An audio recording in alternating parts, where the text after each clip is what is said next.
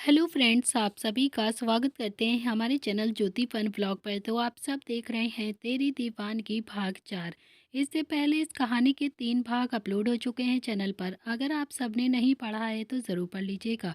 तो चलिए friend, start करते हैं अपनी आज की कहानी। अब तक आप सबने पढ़ा था, अथर्व नहाकर अभी अभी बाथरूम से बाहर आया था, जिससे उसने अपनी बॉडी पर ऊपर कुछ भी नहीं पहना था, जिसमें उसकी मस्कुलर बॉडी पर हल्की सी पानी की बूंदें चमक रही थी। उसने नीचे बस एक टॉवल ही बांधा हुआ था, जिससे उसकी बॉडी किसी हीरे से कम नहीं लग रही थी। नंदनी के चेहरे पर अथर्व के बालों से पानी टपक रहा था, जैसे किसी झरने से ओस गिर रही हो। नंदनी के हाथ तो अथर्व के सीने पर जमे हुए थे, जिससे वो अथर्व की धड़कनों को बहुत ही अच्छे से महसूस कर पा रही थी। दोनों ही अब एक दूसरे की बाहों में लिपटे हुए एक दूसरे की आंखों में देख रहे थे। इतना आप देख चुके थे, अब देखते हैं आगे इस कहानी में क्या होता है। अथर्व के करीबी से उसके अंदर एकदम से तूफान सा उमड़ने लगा था। नंदिनी भी अपनी आंखों को 2-3 बार झपकाते हुए बस अथर्व की तरफ प्यार से देखने लगती है। अथर्व तो उसकी मासूमियत में एकदम से खोसा गया था। उसने भी बहुत ही मजबूती से नंदिनी की कमर को थाम रखा था, जिस पर मजबूती अब और भी ज़्यादा बढ़ती जा रही थी। अथर्व नंदनी के सुर्ख होठों की तरफ देखकर हल्के हल्के से पिघलने लगा था, और जब उसके चेहरे से होते हुए उसके होंठ पर बूंद एकदम से रुक गई थी। ये देखकर तो अब अथर्व का गला भी एकदम से सूखने लगा था। उसका मन तो ऐसा किया कि अभी उन बूंदों को उन रसीले होंठों से आज़ाद कर दे, पर सुबह का नंदनी और सार्थक की इतनी ज़्यादा करीबी का ख्याल आते ही अथर्व की आंखों में एकदम से गुस्सा पनपने लगा था, और उसे बहुत ज़्यादा गुस्सा आ गया, ना जाने क्यों। पर नंदिनी का यूं किसी और के इतने ज्यादा करीब देखकर उसका गुस्सा एकदम से बढ़ता जा रहा था। अतर्व ने भी झटके से नंदिनी को एक ही बार में छोड़ दिया, जिससे वो 2 कदम पीछे जाकर संभल जाती है। वो बहुत ही हैरानी से उसकी आंखों में देखने लगती है, पर अथर्व उसकी ओर पीठ करके खड़े हो जाता है और गुस्से से बोलता है कि मुझसे दूर रहो तुम। ये गिरने के बहाने मुझे ना अपने करीब लाने वाले षड्यंत्र कहीं और ही अपनाना चाहकर, समझे तुम। और एक दिन बिस्तर पर सोने क्या दिया है मैंने तुम्हें, कि तुम तो पूरे रूम पर ही खुद का अधिकार समझकर बैठ गई हो। मेरी चीजों से दूर ही रहा करो, समझे तुम। ये कहकर अथर्व भी अलमारी से अपने कपड़ों को लेकर वहां से जाने लगा, पर तभी अचानक से किसी का हाथ उसने अपने हाथों पर महसूस किया। तो अथर्व भी हल्के से पीछे मुड़कर देखता है, तो ये हाथ नंदिनी का था, जिसने अभी उसके हाथ को पकड़ रखा था। ये देखकर अथर्व ने गुस्से भरी आंखों से उसे देखते हुए कहा कि छोड़ो मेरा हाथ। नंदिनी अथर्व की आंखों में गुस्सा देखकर एक पल के लिए बहुत ज्यादा डर गई, पर अथर्व के हाथ में लगी चोट को देखती है तो वो खुद को थोड़ा सा हिम्मत देते हुए बोलती है कि नहीं, हम नहीं छोड़ेंगे आपका हाथ। आप बैठिए 1 मिनट के लिए बस। अच्छा, तो अब तुम्हारी इतनी हिम्मत हो गई है जो तुम मुझे हुक्म दे रही हो। अथर्व के यूं कहने पर तो नंदिनी भी धीरे सहमी आवाज में बोलती है कि भला हम हुक्म शाह को हुक्म कैसे दे सकते हैं। इतनी कहाँ हमारी औकात है, हम तो बस आपके जख्म पर मरहम लगा देंगे, फिर आप यहाँ से चले जाना। ये बीवी की तरह ना ऐसे परवाह करने की कोई भी ज़रूरत नहीं है तुमको हमारी, क्योंकि मैं तुम्हें कभी भी नहीं अपनाऊंगा, कभी भी नहीं, समझे तुम। इसीलिए छोड़ो मेरा हाथ, और हो सके तो मुझसे दूरी ही बनाकर रहा करो तुम। अथर्व इतना कहकर आगे बढ़ा, पर नंदिनी ने भी उसका हाथ छोड़ने की बजाय पकड़कर उसे अपनी तरफ घुमा लिया। अथर्व अभी कुछ बोलता, नंदिनी उसके होठों पर अपनी उंगली रखकर उसे चुप करवा देती है। चुप, बिल्कुल चुप। अब आप एक शब्द भी नहीं कहेंगे, कुछ भी नहीं कहेंगे। बहुत सुन लिया है आपकी ऊंट पटांग बातें हमने। भगवान जाने क्या खाया था मासा ने आपके जन्म होने से पहले, जो इतने ज़्यादा कड़वी बातें करते हैं आप हमेशा। हाँ, करेला ही खाया होगा। नहीं आऊँगी आपके करीब, बस यही तो चाहते हैं ना आप। नहीं आएंगे हम आपके करीब, आप बुलाएंगे ना तब भी नहीं आऊँगी। जितना सुनाना है ना सुना लीजिए आप, पर प्लीज़ अपनी चोट पर मरहम लगाने दीजिए। हमें आपकी चोट पर मरहम लगाना है, वरना जख्म और ज़्यादा गहरे हो जाएंगे। नंदिनी ने बस वैसे ही खड़े होकर कहा, तो नंदिनी के कोमल सी उंगलियों को अथर्व महसूस करने लगता है, जिससे उसकी बोलती एकदम से बंद हो गई थी। नंदिनी का यूं ऐसे हक जताना कहीं ना कहीं उसके दिल में बहुत ज़्यादा सुकून भी दे रहा था। आखिरकार उसका हक भी था उसके ऊपर हक जमाना। पर अथर्व के दिमाग में तो सुबह की बातें और स्वर और नंदिनी की करीबी एकदम से याद करके उसे अंदर ही अंदर गुस्सा दिला रहा था।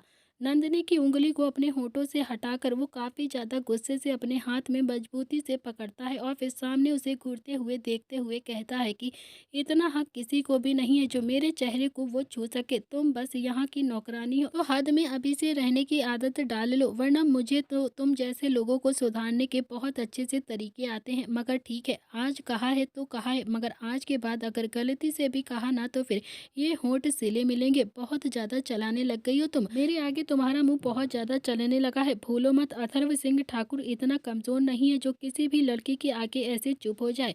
अच्छा, हमें हक जताने से मना कर रहे हो अब आप, और खुद मेरा हाथ थामा हुआ है, ऐसे कैसे चलेगा पति देव जी। नंदिनी ने भी थोड़ा सा शरारती भरे अंदाज में कहा, जिसे सुनकर अथर्व ने भी अपने हाथ की तरफ देखा तो एकदम झटके से उसके हाथ को छोड़ते हुए कहा कि हक नहीं जता रहा हूँ, बस बस किसी को उसकी औकात याद दिलाने के चक्कर में मैं भूल गया था। ये कहकर वो काफी ज्यादा गुस्से से आगे बढ़ने लगा, पर अचानक से नंदिनी उसके सामने आकर खड़ी हो गई और मुस्कुराने लगी, जिससे अथर्व और नंदिनी का शरीर हल्का सा छू गया था। पर अथर्व भी तुरंत ही पीछे होते हुए गुस्से से अपनी मुट्ठी को भींजते हुए बोलता है कि तुम्हारे पास कोई काम धंधा नहीं है क्या, जो ऐसे बार बार मुझसे टकरा जाती हो? पागल हो गई हो क्या तुम? हटो मेरे रास्ते से, वरना सबसे ऊपर वाली मंजिल में भूतिया रूम बहना उसमें बंद करवा दूंगा तुम्हें। हमारा काम धंधा तो केवल एक ही है पति देव जी, अपने पति की सेवा करना। पर शायद उन्हें ही नहीं मालूम है कि जब उनकी पत्नी कुछ कहे तो फिर चुपचाप से उनकी बातों को मान लेना चाहिए। अपनी पत्नी को थोड़ा सा तो दर्जा देना ही चाहिए। पर हाँ, अब आप तो ठहरे हुकुम सा, सुनने की आदत तो कहाँ ही होगी आपकी। क्यों पति देव जी? नंदिनी भी अथर्व के हाथ को पकड़कर मरहम लगाते हुए बहुत ही प्यार से बोली, जिसे सुनकर अथर्व उसकी बातों को सुनकर उसकी बातों का एकदम से कष्ट करते हुए बोलता है कि पहले ये पति देव जी बोलना बंद करो, समझे तुम? और हाँ, दूसरी बात, मैं हुकुम सा हूँ जरूर हूँ, पर मैं केवल अपनी माँ और बाबा सा को ही बातों को सुनता हूँ।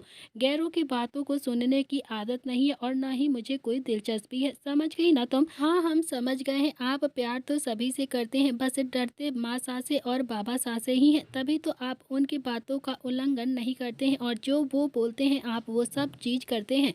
हम सही कह रहे हैं ना पति देव जी? नंदिनी भी हाथों में दवाई लगाकर एक तरफ रखते हुए उसे मुस्कुराते हुए देखती है तो फिर अथर्व भी उसकी मुस्कान में एकदम से खो गया था। नंदिनी को आज पहली बार ऐसे मुस्कुराता हुआ देख रहा था। अथर्व को कहीं ना कहीं अच्छा भी लग रहा था। अथर्व के हाथ नंदिनी के गाल पर चले गए और वो उसकी ओर धीरे धीरे बढ़ने लगा। तो वहीं नंदिनी भी अब अपनी जीभ दांतों तले दबाते हुए हल्का सा बुदबुदाई, लगता है कुछ ज्यादा ही हो गया, अब ये हमें छोड़ेंगे नहीं। नंदिनी, अब तुम्हारा बचना ना बिल्कुल नामुमकिन है।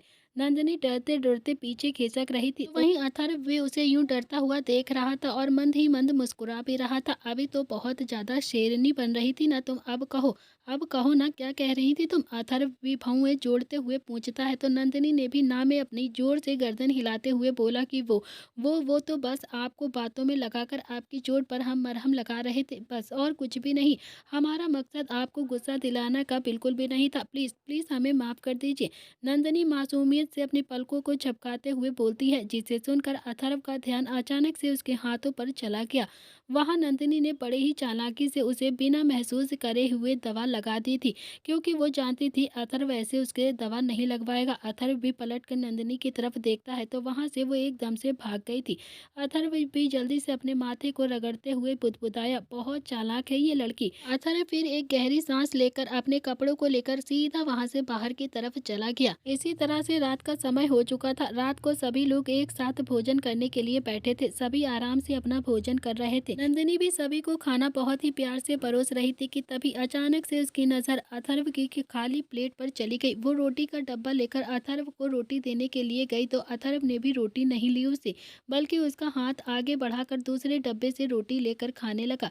तो नंदिनी भी थोड़ा सा निराश होकर रोटी को वापस रखने लगती है तो सार्थक उसे आवाज देते हुए बहुत ही प्यार से बोलता है कि नंदिनी, जरा रोटी देना प्लीज। नंदिनी हल्के से मुस्कुराती है और फिर रोटी जैसे ही उसे देने के लिए वो अपना हाथ आगे बढ़ाती है, तभी अथर्व ये देखकर उसके हाथ से रोटी खुद ही ले लेता है और बोलता है कि तुम डब्बा मुझे दे दो ना, और तुम आराम से बैठ जाओ, डॉक्टर ने तुम्हें आराम के लिए कहा है ना, तो फिर तुम ऐसे इधर उधर क्यों उछल रही हो? ये कहकर अथर्व भी सार्थक को रोटी देकर चुपचाप से खाना खाने लगता है।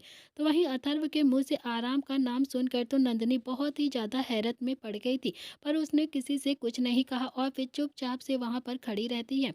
गायत्री जी और देवराज जी भी अपने बेटे को नंदिनी की ऐसी परवाह करता हुआ देखकर बहुत ज़्यादा खुश हो रहे थे। मन ही मन बहुत ज़्यादा सुकून ले रहे थे कि तभी बाबा सा अथर्व से कहते हैं, अथर्व, गांव के काम से कल हमें एक हफ्ते के लिए बाहर जाना है, आप सुबह तैयार रहिएगा ले जाने के लिए। जी बाबा सा। अथर्व ने भी हाँ में अपनी गर्दन हिला दी। कुछ देर में ही बाकी सब भी खाना खाकर अपने अपने रूम में चले गए थे। तो अब सभी महिलाएं खाना खाने के लिए बैठ चुकी थी। आज सुनैना को ना देख कर गायत्री जी भी उठकर उसके रूम की तरफ चली गई थी, क्योंकि सुनैना की थोड़ी सी उन्हें टेंशन हो रही थी। इधर सुनैना का रो रो कर बुरा हाल हो चुका था। वो तकिया में मुंह छुपाकर जोर जोर से रोए जा रही थी कि तभी उसके गेट पर गायत्री की दस्तक होती है। गायत्री जी उसे यूं रोता हुआ देखकर जल्दी से भागकर उसके पास आती हैं। उनके दिल की धड़कनें तो बढ़ चुकी थी। उसे वो प्यार से गले लगाते हुए पूछती हैं कि बेटा, क्या हुआ है जो आपने अपना रो रो कर ऐसा हाल बना लिया है? किसी ने कुछ कहा है क्या? सुबह तक तो बिल्कुल ठीक थी ना आप, तो फिर हमें बताइए, हमें बहुत ज़्यादा चिंता हो रही है आपकी। प्लीज़ बेटा बताइए। माँ सा, वो मुझे नहीं करनी है शादी। आप पापा को समझाइए ना कि वो क्यों कर रहे हैं मेरी शादी। मैं नहीं शादी करना चाहती हूँ। क्या मैं उनके लिए बोझ हो गई हूँ क्या? पहले उन्होंने पूरे परिवार से हमें दूर किया और फिर मेरी बिना मर्जी के भाई की शादी कर दी, और फिर आए हुए यहाँ पर 1 महीना भी नहीं हुआ है हमें, और वो मुझे भी अभी से घर से बाहर निकालने की सोच रहे हैं। मेरी शादी करवाना चाहते हैं। किसी ने मुझसे एक बार भी नहीं पूछा कि मैं शादी करना चाहती हूँ या नहीं। आखिर मैं क्या चाहती हूँ?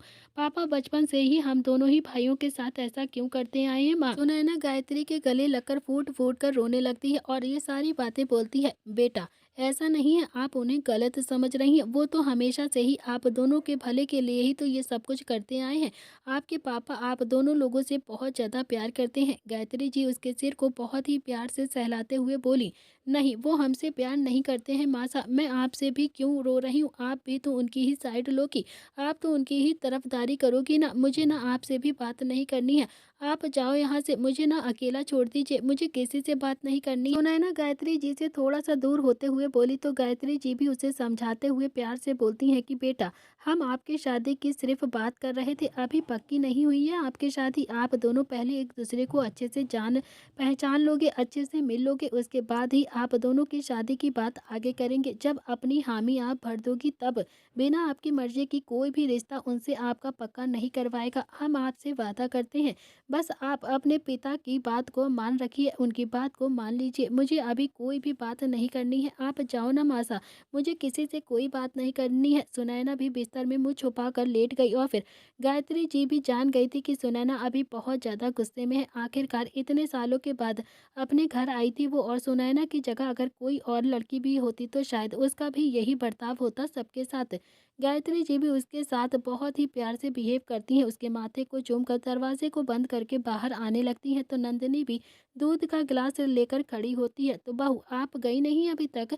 गायत्री ने पूछा तो नंदिनी भी दूध का गिलास उनकी तरफ बढ़ाते हुए बोलती है कि मासा, आप दूध पी लीजिए। आप ना आज भूल गई थी दूध पीना, मन नहीं हुआ था ना दोबारा आने का, इसीलिए भूल गई थी। अच्छा, अब आप ले आई हैं तो फिर पी लेंगे। गायत्री जी भी फीकी सी मुस्कान के साथ बोली और फिर दूध का गिलास ले जाते हुए बोलती हैं कि अब आप जाइए और आराम करिए। अथर्व आपका इंतजार कर रहे होंगे ना, तो जाइए, अब जल्दी से अपने कमरे में जाइए। नंदिनी ने कुछ नहीं कहा, मुस्कुरा कर अपने कमरे की ओर बढ़ गई और फिर इधर सुभद्रा सास बहू का रिश्ता देखकर अंदर ही अंदर जले जा रही थी। उसे बहुत ज्यादा गुस्सा आ रहा था। वो गुस्से में अपने रूम के अंदर चली गई और फिर इधर नंदिनी जो कि अपने रूम में आई तो रूम में बिल्कुल अंधेरा हुआ था। अंधेरा देखकर नंदिनी के माथे में एकदम से पसीना आने लगा था। उसे बहुत ज़्यादा घबराहट होने लगी। उसे अंधेरे से बहुत ज़्यादा डर लगता था। बचपन में हुए उसके साथ एक हादसे के कारण वो हमेशा से ही अपने रूम में लाइट जलाकर ही रखती थी। वो कभी भी अंधेरे में नहीं सोती थी, चाहे 0 वाट ही क्यों ना सही, पर लाइट होनी चाहिए। अथर्व भी लाइट्स ऑफ करके बालकनी में खड़े होकर चांद की तरफ निहार रहा था। उसके हाथों में जल रही सिगरेट बुझने ही वाली थी, पर अथर्व न जाने किस सोच में पूरी तरह से गुम था। उसे तो जैसे ख्याल ही नहीं था। पर उसका ध्यान तब टूटा जब हाथों में जल रही सिगरेट पूरी तरह से जल गई थी और फिर थोड़ी ही देर में वो अंधेरा एकदम से आकर लाइट में बदल गया था। वहां पर लाइट जलने लगी थी और वो अपने बिस्तर की तरफ जाने लगा, पर जैसे ही सामने उसकी नजर गई वो उस तरफ एकदम से भागा। नंदिनी अपने हाथों को कानों पर रखे हुए जोर से चिल्लाकर कह रही थी, छोड़ दो, छोड़ दो हमें, जाने दो हमें, हमने क्या बिगाड़ा है आपका? हम कभी नहीं आएँगे यहाँ पर, जाने दीजिए, प्लीज़ जाने दो हमें। नंदिनी काँपते हुई आवाज़ में बोले जा रही थी, उसका पूरा चेहरा पसीने से भीगा हुआ था। अथर्व जल्दी से उसके करीब जाकर उसे छूने को हुआ, तभी नंदिनी उसका हाथ ज़ोर से झटकते हुए बोलती है कि दूर रहिए हमसे। नंदिनी को ऐसा करता हुआ देखकर तो अथर्व भी बहुत ही ज़्यादा हैरान नज़रों से उसे देख रहा था। उसे समझ में नहीं आ रहा था कि आखिर नंदिनी ऐसा बिहेव क्यों कर रही, आखिरकार नंदिनी को क्या हो गया है जो वो ऐसा व्यवहार कर रही है। वो नंदिनी से बहुत ही प्यार से बोलता है कि नंदिनी, नंदिनी देखो मुझे, मैं अथर्व हूँ, तुम्हारा पति। नंदिनी ने भी अथर्व की तरफ देखा तो रोते हुए भागकर उससे जाकर जल्दी से चिपक गई। अथर्व को अचानक से एकदम से झटका लगा, उसे समझ नहीं आया कि वो इस वक्त उसके साथ कैसा बिहेव करे। पर नंदिनी की ऐसी हालत उससे बिल्कुल भी देखी नहीं जा रही थी। नंदिनी की हालत इस वक्त बहुत ही ज्यादा बुरी लग रही थी। उसने भी उसे अपने सीने में एकदम से कैद कर लिया और फिर उसके सिर को अपने होठों से चूमते हुए बहुत ही प्यार से उसे शांत करवाते हुए बोलता है कि नंदिनी शांत हो जाओ, देखो देखो तुम मेरे पास हो, डरो मत, मैं हूं ना तुम्हारे साथ, तुम्हारे पास ही हूं मैं। नंदिनी अथर्व के इतना कहने के बाद भी चुप नहीं हो रही थी। वो लगातार रोए जा रही थी, वो लगातार अथर्व के सीने से लगे हुए बस रोए जा रही थी। अथर्व उसे चुप ना होता हुआ देखकर अचानक से उसके चेहरे को अपने हाथों में पकड़ लेता है और फिर अपने चेहरे की ओर कर लेता है। नंदिनी अभी भी एकदम से सिसक सिसक कर रो रही थी और ये देखकर उसने भी अपने होठों को उसके होठों पर रख दिया और उसे किस करने लगा। अथर्व के यूं किस करने से नंदिनी बिल्कुल चुप हो गई थी, एकदम से सहम गई थी। उसे तो समझ ही नहीं आ रहा था कि उसके साथ क्या हुआ है, अचानक ये क्या हो गया। नंदिनी की आंखें अभी भी बंद थी और वो अथर्व की छुअन को पहली बार महसूस कर रही थी। उसकी छुअन में कुछ अलग सा एहसास था जो शायद उसके पूरे बॉडी में करंट सा दौड़ा रहा था, जिसे नंदिनी समझ नहीं पा रही थी। अथर्व ने भी आंखें खोलकर नंदिनी के चेहरे को इतने करीब से देखा तो एक पल के लिए उसने एकदम से खोता चला गया। पर अगले ही पल उसे एहसास हुआ कि उसने अभी अभी क्या कर दिया है, गलती से ही सही पर उसने उसे किस तो कर दिया। उसने झटके से नंदिनी के होठों को एकदम से छोड़ दिया और फिर उठकर बिना किसी की तरफ देखे, बिना उससे कुछ देखे सीधा बालकनी में चला गया। नंदिनी तो बस वैसे की वैसे ही बैठी रहती है, उसकी आंखों के सामने बार बार अथर्व के उसके होठों को छूने वाला दृश्य दिखाई दे रहा था। वो बार बार उसे महसूस कर रही थी। कुछ समय के बाद उसने अपने गाल पर जमे हुए आंसुओं को अंगूठे से साफ किया और फिर वहां से उठकर सीधा सोफे पर आकर लेट जाती है। पर उसकी आंखों में नींद कहीं खो सी गई थी, दूर दूर तक उसकी आंखों में नींद नहीं थी। काफी देर ऐसे ही करवटें बदलने के बाद नंदिनी नींद की आगोश में चली गई और वो आराम से सो जाती है। इधर अथर्व बालकनी में नंदिनी के बारे में ही सोच रहा था कि आखिर किस चीज का इतना खौफ था उसे जो वो इतना ज्यादा डर गई थी। जब से उन दोनों की शादी हुई थी तब से नंदिनी को आज पहली बार ही उसने इतना कमजोर महसूस किया था, इतना कमजोर और बेबस देखा था। वरना आज के पहले अथर्व के टॉर्चर करने पर भी वो इतना ज्यादा नहीं रोई थी और ना ही इतना ज्यादा बेबस लगी थी। अथर्व के चेहरे के सामने बार बार नंदिनी की बुरी तरह से रोने की दृश्य दिखाई दे रहा था, पर अचानक उसकी उंगलियां उसके होठों पर ठहर गईं। नंदिनी के होठों की लाली वहां पर छप गई थी और फिर अथर्व ने अपनी उंगलियों पर हल्का सा लाल रंग देखा, जिसे देखकर उसके चेहरे पर एक बड़ी सी मुस्कुराहट दिखर जाती है। थोड़ी देर के बाद वो जब अंदर आया तो नंदिनी को बिना कंबल का सोया हुआ देखकर वो सीधा अलमारी के पास गया और फिर वहां से एक लंबा सा कंबल लेकर आया और नंदिनी को अच्छे से उड़ा दिया। सोते हुए नंदिनी किसी मासूम सी बच्ची की तरह लग रही थी, पर आंसू के निशान अभी भी उसकी आंखों के नीचे बने हुए थे। ये देखकर अथर्व उसके छोटे से मासूम से चेहरे पर बहुत ही प्यार से अपने हाथ को फेरता है, जिसे महसूस कर नंदिनी के चेहरे पर भी बड़ी सी मुस्कुराहट आ गई थी। और ये देखकर अथर्व उसके चेहरे की तरफ हल्का सा झुककर उसके होठों को छूकर उससे थोड़ा सा दूर हो गया और फिर वो आकर आराम से अपने बिस्तर पर जाकर लेट जाता है, मगर उसकी नजरें अभी भी नंदिनी पर ही टिकी हुई थी। वो नंदिनी की तरफ ही देख रहा था, उसके दिमाग में अभी कुछ अलग सा चल रहा था। कुछ देर में ही अथर्व को भी नींद की आगोश में चला जाता है। प्यार की बाजी तो अब दोनों के बीच में एकदम से पनप चुकी थी, पर बारी थी अब एक दीवानगी देखने की। अगले दिन नंदिनी की आंखें खुलती हैं तो उसकी नजर एकदम से घड़ी पर गई, तो घड़ी में अभी सुबह के 8 बज रहे थे। ये देखकर नंदिनी झट से खड़ी हो जाती है उठकर। उसकी नजरें सामने बिस्तर पर गईं जहां पर अथर्व नहीं था। वो तुरंत ही जल्दी से बाथरूम के अंदर भागी और फिर जल्दी से तैयार होकर बाहर आ जाती है। नीचे सभी लोग बैठे हुए थे और तभी नंदिनी को आता हुआ देखकर गायत्री जी भी अब अपने पास उसे बुलाते हुए बोलती हैं कि नंदिनी इधर आइए। नंदिनी उनके पास आकर हाथ जोड़कर प्रणाम करके सर झुकाकर बोलती है कि कि मासा माफ़ कर दीजिए, आज फिर से हमें लेट हो गया उठने में। घर की बहुओं को देर तक सोना शोभा देता है क्या? कुछ जिम्मेदारी तुम्हारी भी है जिसे तुम बिल्कुल भी नहीं निभा रही हो नंदिनी। सुभद्रा ने भी ताना मारने के लहजे में नंदिनी से कहा, जिसे सुनकर नंदिनी ने धीरे से अपना सिर झुकाकर बहुत ही प्यार से कहा कि चाची सा, हमने जानबूझकर नहीं किया है, गलती हो गई, आगे से ये गलती कभी भी नहीं होगी, इस बार माफ कर दीजिए चाची सा। अब माफी मांगकर क्या फायदा है नंदिनी? अथर्व की जरूरत की चीजों का ख्याल रखना तुम्हारा दायित्व है और पता भी है तुम्हें कि तुमने क्या किया है। तुम्हें तो बिल्कुल परवाह नहीं है अपने पति की, पर तुम्हें तो अपनी जिम्मेदारियों का एहसास भी नहीं है। सुबह ही देखा था उसे अपने सामान को तलाशते हुए हमने। सुभद्रा ने फिर से उसे उसी ही लहजे में दोबारा से कहा, जिसे सुनकर गायत्री जी भी उसे टोकते हुए बोलती हैं कि सुभद्रा, वो माफी मांग तो रही है ना, मगर फिर भी आप क्यों उन्हें एक ही बात के लिए इतना ज्यादा सुना रही हैं बार बार? अथर्व अपनी चीजों का ख्याल खुद रख सकते हैं और वो खुद रखते भी हैं, इसीलिए इन चीजों को लेकर आप बार बार क्यों बोल रही हैं मेरी बहू को? पर दीदी, सुभद्रा कुछ कहने को हुई तभी गायत्री उन्हें हाथ दिखाकर चुप करा देती हैं और फिर नंदनी, आप हमारे साथ आइए, आपके लिए कुछ काम है, हम आपको कुछ काम देना चाहते हैं। गायत्री जी इतना कहकर आगे बढ़ गई और फिर नंदिनी भी उनके पीछे पीछे वहां से चलने लगी। ये देखकर तो सुभद्रा का खून एकदम से जलने लगा था और तभी जिया उनके पास आकर बोलती है कि मासा, मासा, हमें आपसे काम है, क्या आप हमारे साथ चलेंगी? अच्छा, क्या हम तुम्हें खाली दिख रहे हैं क्या? जो भी काम है ना, खुद जाकर कर लो, समझे तुम? हमेशा अपने फालतू के काम लेकर हमारे पास आ जाती हो मुंह उठाकर। हमें आपके साथ कहीं भी नहीं जाना है, जाओ यहाँ से। सुभद्रा भी सारा गुस्सा उस पर उतार कर सीधा अपने रूम की तरफ गुस्से से चली गई। अब मैंने क्या किया है जो माँ साहब बिना किसी बात पर हमें ही डांट कर चली जाती हैं हर बार? जिया भी छोटा सा मुंह बनाते हुए खुद से ही बुदबुदा कर बोलती है। तभी किसी ने उसके कंधे पर अपना हाथ रखते हुए प्यार से कहा, माँ ने फिर से डांटा है क्या? जिया भी पीछे मुड़कर देखती है तो सार्थक को देखकर उसके गले एकदम से लग जाती है और रोते हुए बोलती है कि भाई, भाई, मासा मुझसे प्यार नहीं करती है ना, वो जब देखो तब बस हमें डांटती रहती हैं।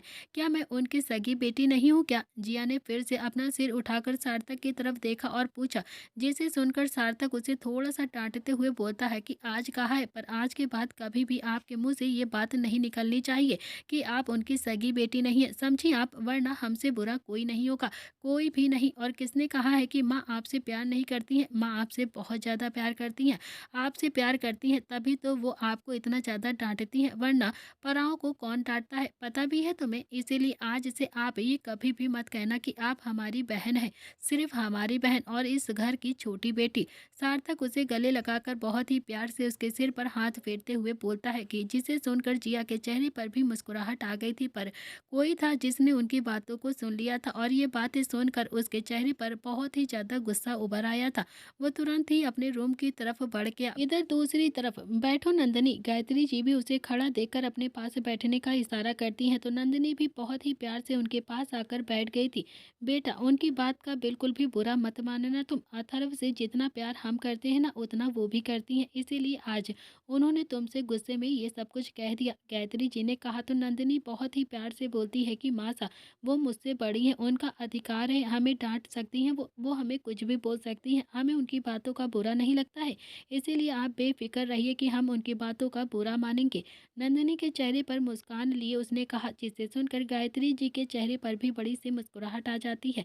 बेटा, अथर्व 1 हफ्ते के बाद यहाँ पर आएंगे, आपको बताया ना अथर्व ने? उन्होंने पूछा तो नंदिनी ने भी ये सुना और फिर एक पल के लिए वो एकदम से मौन हो गई थी और अगले ही पल उसने बहुत ही प्यार से कहा कि मासा, हम सो रहे थे, उन्होंने भी उठाया नहीं हमें। कोई बात नहीं बेटा, हम आपको इसीलिए यहाँ पर लाए हैं कि हमें जानना है कि क्या आप अपने घर जाना चाहती हैं, क्या आपको अपने घर वालों की याद आती है? गायत्री जी ने बहुत ही आराम से नंदिनी से पूछा, जिसे सुनकर नंदिनी अचानक से गायत्री जी की तरफ देखने लगती है। गायत्री जी बहुत ही प्यार से मुस्कुराते हुए बोलती हैं कि हम समझ गए हैं, आप जाना चाहती हैं, आप तैयार हो जाइए, सार्थक आपको छोड़ आएंगे। और हाँ मासा, हमें थोड़ा सा डर लग रहा है कि वो हमसे नाराज़ तो नहीं होंगे ना, क्योंकि हमने बिना उनकी आज्ञा के ये शादी के लिए हाँ कर दिया था, क्योंकि हमने बिना अपने घर वालों की मर्जी से इस शादी को किया है। नंदिनी थोड़ा सा मायूस होकर बोलती है तो गायत्री जी भी उनके सिर पर बहुत ही प्यार से हाथ फेरते हुए बोलती हैं कि बेटा, वो समय हालात ही कुछ ऐसे थे, पर आप ना उन्हें समझाना, देखना वो ज़रूर समझ जाएँगे और आपसे बिल्कुल भी नाराज़ नहीं रहेंगे। जी मासा, हम अभी के अभी तैयार होकर आते हैं। नंदिनी भी खुश होकर जल्दी से बोलकर वहाँ से चली गई और फिर गायत्री जी नहीं जानती थी कि नंदिनी के परिवार वाले उससे नाराज़ हैं या फिर नहीं। उसका परिवार तो उससे इतना नाराज़ था कि वो उससे बात तक नहीं करना चाहते थे। आपकी हिम्मत कैसे हुई मेरी बेटी से गलत लहजे में बात करने की? आपको कितनी बार समझाया है ना कि उससे प्यार से बात किया करो, पर आप हैं कि जब देखो बस मेरी बच्ची को डांटती रहती हो। आपको शर्म नहीं आती है क्या बिल्कुल? क्यों आप हमारी बच्ची को डांटती हैं? राजवीर जी गुस्से में सुभद्रा की तरफ देखकर बोलते हैं, जिसे सुनकर एक पल के लिए सुभद्रा भी सहम गई थी। वो डरते हुए बोलती है कि हमने ऐसा कुछ नहीं किया है, वो तो हमें बस थोड़ा सा काम था, हमने मना कर दिया और कुछ भी नहीं। आइंदा से आपने अगर मेरी बच्ची को बिना गलती के डांटा ना तो फिर उस दिन के बाद आप अपने मायके में मिलेंगी, कभी भी यहाँ पर रहने का अधिकार नहीं मिलेगा। हमारी बात को अच्छे से याद रखिएगा। राजवीर जी भी गुस्से में उन्हें देखकर बाहर की तरफ निकल गए। मेरी मेरी मेरी बच्ची, मेरी बच्ची नाजायज़ है वो, जिसे आप अभी भी अपनी बच्ची बोल रहे हैं। आपकी और उस औरत की नाजायज़ औलाद है। नाजायज़ औलाद मेरी कुछ भी नहीं है, उसकी होगी।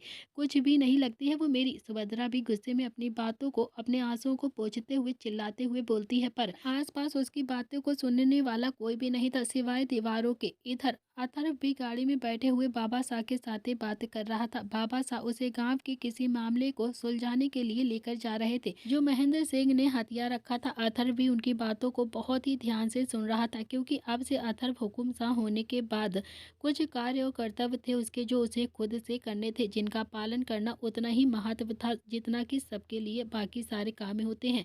सफ़र बहुत ज़्यादा लंबा था, इसीलिए दोनों को टाइम लगने वाला था। अथर्व भी गांव की मिट्टी को उड़ते हुए देख रहा था।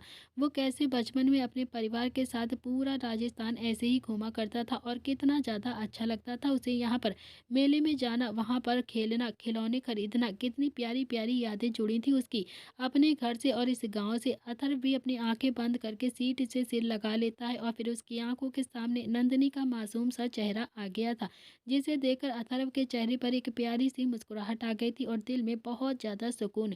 नंदिनी भी सार्थक के साथ अब अपने घर के लिए निकल गई थी। नंदिनी इस वक्त बहुत ही ज़्यादा खुश हो रही थी। उसके चेहरे पर आज बिल्कुल अलग सी चमक नजर आ रही थी। इस वक्त वो बहुत ज़्यादा खुश थी, जिसे सार्थक भी बेखूबी देख सकता था और उसके मन में एकदम से डर पैदा हो गया था कि नंदिनी को आज सच पता चलेगा और फिर उसे कितना बुरा लगेगा। पर सार्थक भी क्या कर सकता था। कुछ ही देर में फिर दोनों ही उसके घर के द्वार पर पहुंचते हैं। बड़ी सी गाड़ी को देखकर सभी लोग अपने अपने घर से बाहर निकल आते हैं। नंदिनी के भाई बहन ने देखा तो वो एकदम से भागते हुए आए और उसके गले लग गए। दीदी, दीदी आप आ गई। दीदी आप सच में कितना ज़्यादा मिस किया है हमने आपको। दोनों ही बच्चों को खुश देखकर नंदिनी के चेहरे पर भी एक बड़ी सी मुस्कुराहट आ गई थी। उन दोनों को अपनी सीने से लगा लेती है नंदिनी और फिर नंदिनी इतने दिनों के बाद अपने घर को देखती है, जिससे जो उसकी आंखें हल्की सी नम हो गई थी। दीदी आप अंदर चलो ना, देखो माँ और पिताजी भी अंदर ही हैं, वो बहुत ज़्यादा खुश हो जाएंगे आपको देखकर। वो आपको देखेंगे ना तो बहुत ज़्यादा खुश होंगे। दोनों ही बच्चों ने खुशी से उसे एकदम से पकड़ते हुए कहा और फिर दोनों ही नंदिनी का हाथ पकड़कर सीधा उसे अंदर ले जाते हुए बोलते हैं। तभी एक आवाज़ आती है, शर्म नहीं आई भागने के बाद दोबारा से मुंह दिखाने में तुझे? शर्म नहीं आई भागने के बाद दोबारा से मुंह दिखाने यहाँ आ गई है तू हमें? नंदिनी ये सुनकर अचानक से एकदम से रुक गई और उसके पैर जैसे आगे जाने के लिए बढ़ ही नहीं रहे थे। उसने जैसे ही सामने देखा तो उसकी बुआ जी अपनी बेटी के साथ खड़ी हुई थी। उनके चेहरे पर नंदिनी को देखकर बहुत ही ज़्यादा गुस्सा और जलन साफ दिखाई दे रही थी और वो इस वक्त उसे बहुत ज़्यादा घूर रही थी। नंदिनी ने यह सुना तो उसकी आंखों में एकदम से पानी आ गया और फिर उसने भी किन हालातों में ये विवाह किया था, आखिर उससे बेहतर कौन ही जान सकता था। उसकी मजबूरी थी ये विवाह करना। सार्थक ने गुस्से में अपनी मुट्ठियों को कस लिया था। गुस्सा तो उसे भी बहुत ज़्यादा आ रहा था, पर नंदिनी के परिवार के किसी भी सदस्य का अपमान नहीं करना चाहता था वो, क्योंकि इसके लिए वो बिल्कुल भी उसका दिल गवाही नहीं दे रहा था। इसीलिए उसने चुप रहना ही बेहतर समझा। नंदिनी बेटा, सरोजिनी जी भी, नंदिनी की माँ की आंखों में आंसू आ गए थे। इतने दिनों के बाद उन्होंने अपनी बेटी को देखा तो फिर कहा, बेटी तू आ गई। वो भी जल्दी से भागकर उसकी ओर जाने लगी कि तभी किसी की जोर से चिल्लाने की आवाज सुनाई देती है, अगर आप इस लड़की के पास गई तो मेरा मरा मुंह देखेंगी, हम आपसे कोई भी वास्ता नहीं रखेंगे। सरोजिनी जी ने जैसे ही ये सुना वो एकदम दहलीज पर ही अचानक से रुक गई थी। तभी महेश जी भी नंदिनी के पिता अपने व्हील चेयर को सरकाते हुए उनके बीच में आते हुए नंदिनी की तरफ गुस्से से देखते हैं, जिसकी आंखों में एकदम से आंसू गिर रहे थे। होंठ बहुत कुछ कहने के लिए तड़प रहे थे पर हिम्मत बिल्कुल भी नहीं हो पा रही थी। महेश जी ने भी नंदिनी की तरफ गुस्से से घूर कर देखा, जो कि बस अभी अपने आंसुओं को बहाई जा रही थी, पर उन्हें ये देखकर और भी ज्यादा गुस्सा आने लगा था। निकल जा यहाँ से, कोई नहीं है तेरा यहाँ पर, तेरा बाप मर गया है, तेरी माँ मर गई है, सब कुछ खत्म हो गया है, समझी? तू चली जा यहाँ से और कभी भी अपना मुंह मत दिखाने आना मेरे सामने। भैया आप आराम करिए, इसे तो मैं देखती हूँ। भागने से पहले, मुंह काला करवाने से पहले इस लड़की ने एक बार भी हमारे बारे में नहीं सोचा, हमारे खानदान की इज्जत के बारे में भी नहीं सोचा। यूं हॉस्पिटल में अपने पिता को मरता हुआ खुद ही ये भाग गई अपनी अय्याशी करने के लिए। वो तो अच्छा हुआ कि हम समय पर आ गए, वरना तो भगवान जाने क्या ही हो जाता भैया के साथ। भैया आज जिंदा होते या फिर नहीं। बुआ जी भी नंदिनी को देखकर एकदम से खड़ी खोटी सुनाई जा रही थी, जिसे सुनकर नंदिनी का दिल एकदम से टुकड़े टुकड़े होने लगे थे। आसपास लोग ये सब कुछ सुनकर आपस में ही बातें बनाने लगे थे, बेकार सी नजरों से घूरने लगे थे। सरोजिनी जी भी अपनी बेटी के लिए इतनी बेकार बातें एकदम से नहीं सुन पा रही थी, उनसे भी नहीं सुना जा रहा था। वो अपनी बेटी को बहुत अच्छे से जानती थी कि जरूर उसकी कोई मजबूरी हुई होगी जो उसने इतना बड़ा फैसला लिया है। बस कीजिए दीदी, बस कीजिए, कितना सुनाएंगी आप नंदिनी को, क्यों हमारी बेटी के पीछे पड़ी हैं आप? सरोजिनी जी ने भी अपनी बगल में खड़ी नंद से कहा, जिसे सुनकर उनका खून एकदम से खौल गया। और फिर वो अपने भाई से बोलती हैं कि देख रहे हो भैया, आप देख लो, भाभी को इस लड़की के लिए मुझे सुना रही हैं, वो मुझे रोक रही हैं इस लड़की के लिए। तो दोस्तों इसी के साथ इस कहानी का आज का एपिसोड यहाँ पर समाप्त होता है। आखिर क्यों नाराज है नंदिनी का परिवार उससे, क्या है आखिर इस कहानी का सच, ये सारी चीजें पता चलेंगी आपको अगले भाग में। कहानी पसंद आए तो लाइक शेयर सब्सक्राइब जरूर करिएगा। Thank you friends.